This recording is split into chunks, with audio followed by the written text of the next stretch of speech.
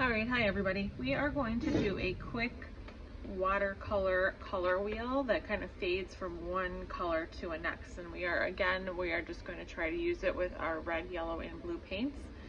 So we can kind of practice blending and practicing our wet on wet and our wash techniques. So first thing you're going to need is make sure you have some nice clean water, your brush, your paint set up, so you're ready to go. You can start with whatever color you want on the color wheel, as long as you go in the right order, right? So I am going to put some water onto my paper here, just kind of a circular manner, and I'm going to do about maybe this top of my curve here to start, so that the water will help spread my colors around. And I'm going to start with red, so I'm going to activate my red by adding some water to it. And I'm just going to let it kind of drift into red. And then what comes after red? Red, orange. So I'm going to add in some yellow. So now I'm doing my blending technique that we learned about earlier. And it should move kind of nicely from a red, orange. You might have to go back and forth a few times.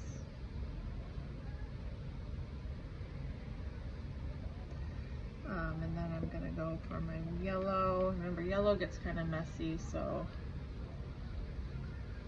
take your time with that. Spread this a little bit. You can see my paper is kind of getting a little bit wrinkly.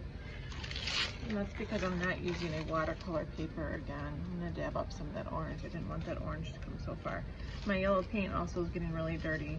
I talked about the yellow getting dirty fast, so you got to be careful with that, okay? I'm going to bring my yellow around. And then before I move on to my greens, and it can be a circular kind of motion, spiral, I'm going to add in some more water to help it flow. I don't want to do the entire circle because it will just soak in. So do part with water. I need to bring my yellow around, and then I need to introduce some blue. And remember, we're not using green. Okay, we're just using our primary colors again. So I should get a nice kind of yellow green here. And again, I might have to go back, add some more yellow so these mix up a little bit nicer. Oops, I grabbed green. Grab some more blue, create our more neutral blue. So this activity is to kind of just help you manage blending those colors a little bit and using just our two colors. And now I need to bring just a little bit of yellow in here to make my blue green. Some more blue.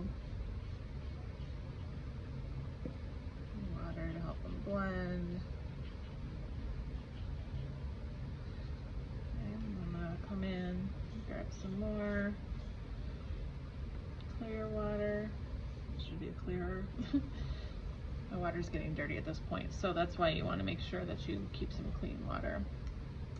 And I just have some plain blue here. And then I'm going to start transitioning into my purple, which would be the addition of red, right? And more blue, because this is after my blue comes my blue purple.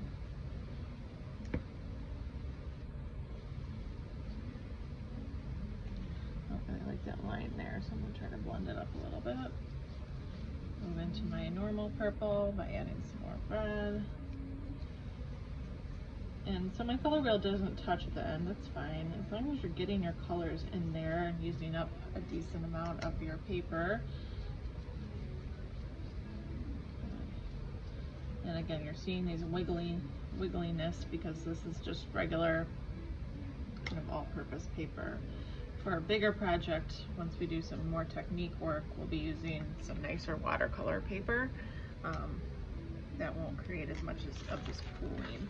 And if that's really bothering you, you can kind of dab it up with your paper towel. Okay, so you can see I have a nice transition of my red, orange, all the way around the color wheel. And really you could do this any shape. You could do a circle, you can make it tighter, spiral, make the parts bigger, make it like a pie, like a normal watercolor color wheel, whatever. whatever you like, okay?